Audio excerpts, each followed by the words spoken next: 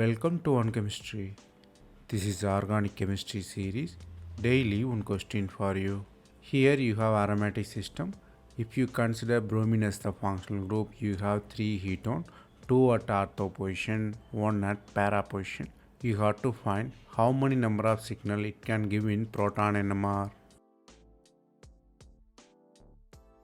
To find the proton NMR signal, you have to redraw the molecule with hydrogen. So if you redraw, you have 5 different hydrogen. But important catch here is symmetry element is present. It has plane of symmetry. It makes 2 ortho position same and meta hydrogen same.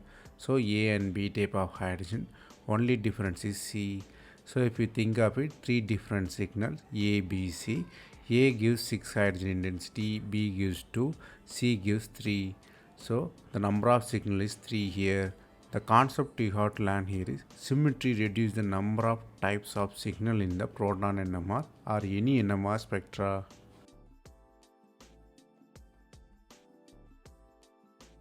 That's all from this video. Thanks for watching.